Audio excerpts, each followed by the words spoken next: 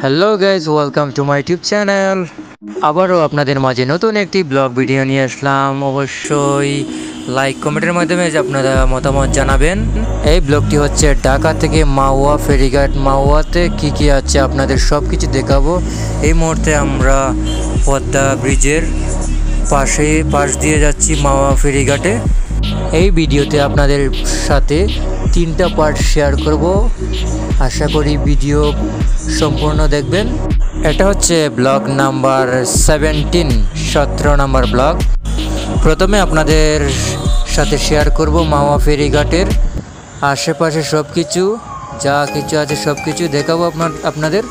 দ্বিতীয় নম্বরে দেখাবো স্পিডবোট ভাড়া করে পদ্মা সেতু ব্রিজ ঘুরে আসা। তারপর আপনাদের সাথে শেয়ার করব মাওয়াতে পদ্মার ইলিশ ভাজা খেলাম।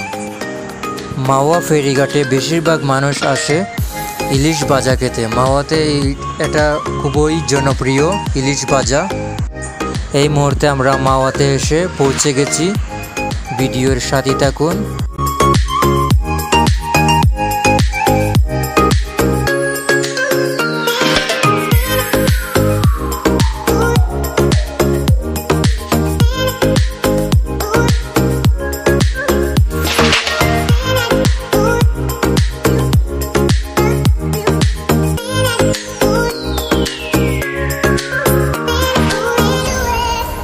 এখন আমরা গাড়ি থেকে নেমে মাওয়া ফেরিঘাটের সব কিছু দেখাবো। দোকানপাটগুলা, মানুষের জন্য সমাগম ভিড়। চলুন হেঁটে হেঁটে দেখা যাক কি আছে মাওয়া ফেরিঘাটে। আজকের দিনটি শুক্রবার থাকাতে অনেক মানুষের ভিড় ছিল।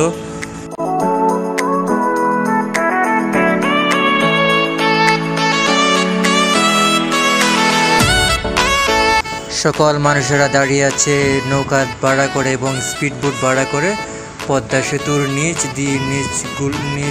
অতিক্রম করে ঘুরে ফিরে নিয়ে আসে স্পিডবোটগুলায়।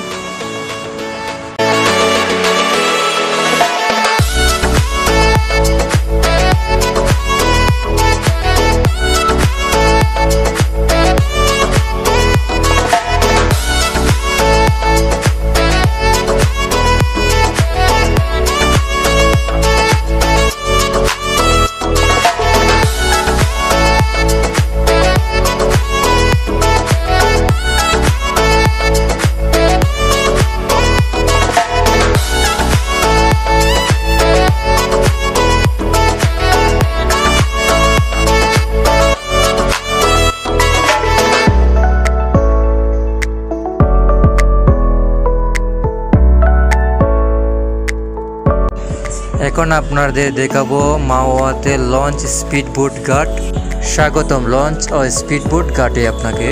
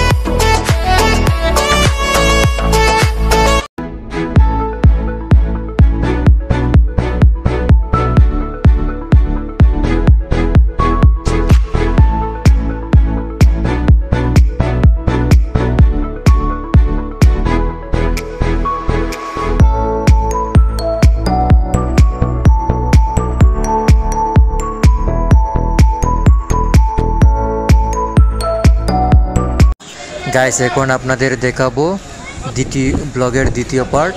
স্পিডবোট ভাড়া করে এখন আমরা যাব পদ্মা সেতুর নিচে দিয়ে ঘুরে ফিরে আবার চলে আসব।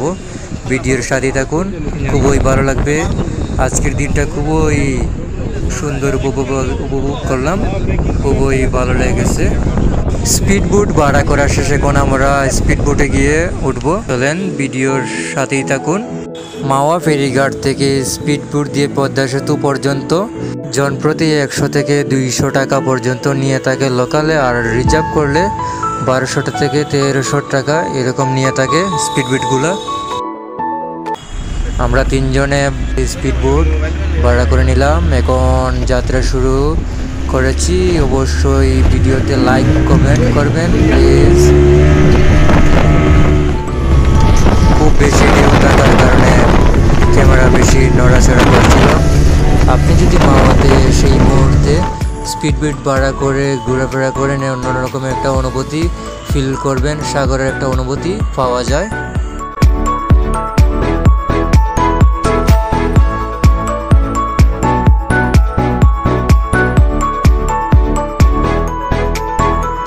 ওই যে সামনে দেখতে পাচ্ছেন স্বপ্নের পদ্মা সেতু অবশেষে।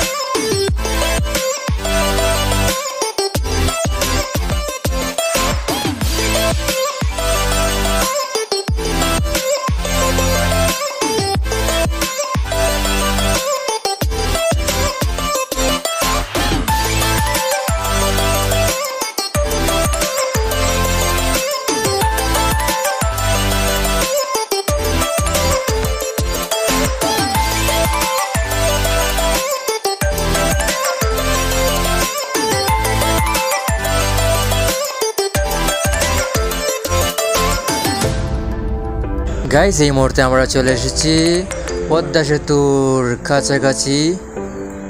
এখন আপনারা দেখতে পারবেন পদ্মা সেতু। এই যে স্বপ্নের পদ্মা সেতুর নিচে চলে এলাম। এটা হচ্ছে পিলার নাম্বার 13। ওয়াও, পদ্মা সেতু অতিক্রম করে ফেললাম। ভিডিওর সাথে থাকুন।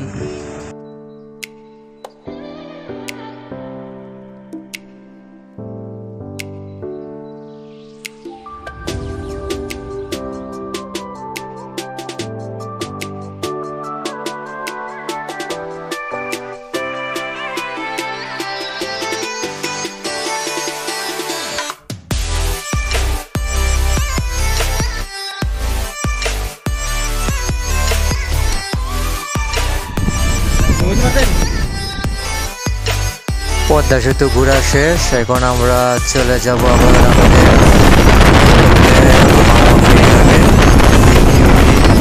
আমাদের অবশ্যই শেষ পর্যন্ত দেখবেন। অনেক কিছু আপনারা উপভোগ করতে পারবেন। খাওয়ার বিশাল নদী, এটা পদ্মা বিশাল একটা নদী।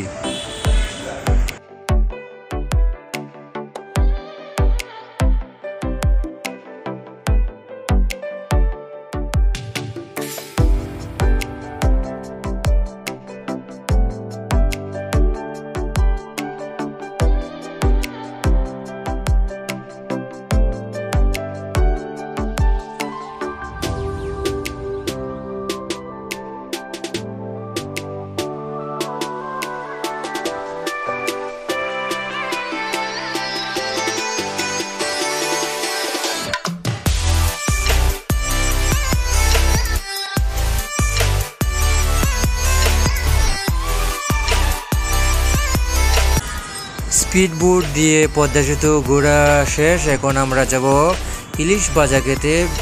এই মুহূর্তে চলে এলাম ইলিশ এর দোকানে। আমরা এই হচ্ছে মাওয়াতে পদ্মার ইলিশ। পদ্মার ইলিশ ভাজা খুবই সুস্বাদু। এখানে অনেক মানুষ এই পদ্মার ইলিশ খেতেই আসে।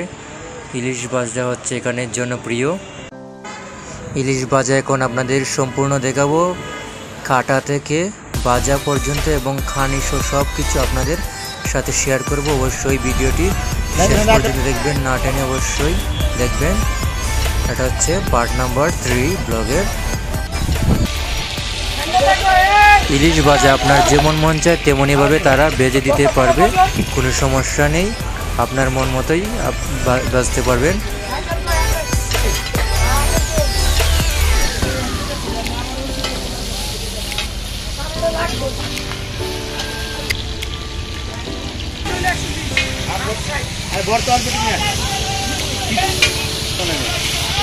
না জিগেলে ভর্তা খাইবনি, হ্যাঁ জিগেলে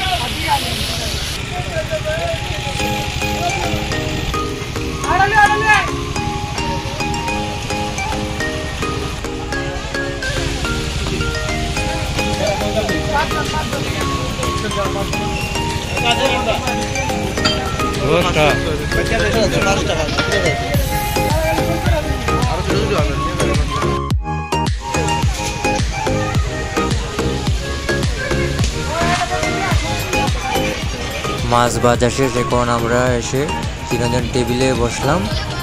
এখন আমাদের জন্য আস্তে আস্তে সব কিছু নিয়ে আসতেছে খাবার দাবার।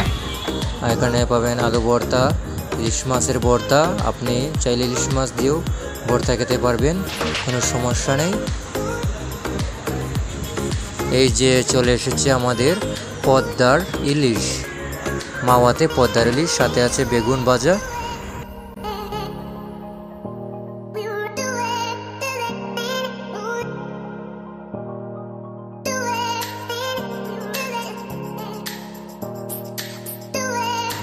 আজকের ব্লগটি মূলত এই পর্যন্তই।